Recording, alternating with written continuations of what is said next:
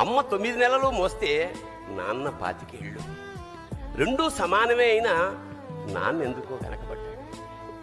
ఇంట్లో జీతం తీసుకోకుండా అమ్మ, తన జీతం అంతా ఇంటికే ఖర్చు పెడుతూ నాన్న, ఇద్దరి శ్రమ సమానమే అయినా అమ్మ కంటే నాన్న ఎందుకో వెనకబడ్డాడు.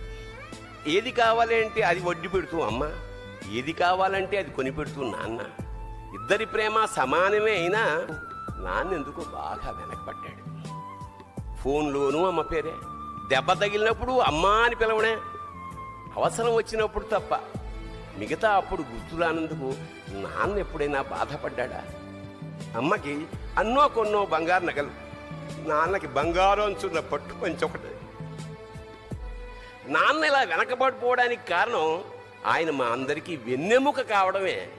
వెన్నెముక వెనక ఉండబట్టే కదా దన్నుగా నిలబడగలుగుతున్నాం. ఇదేనేమో నాన్న వెనకబడిపోవడానికి కారణం.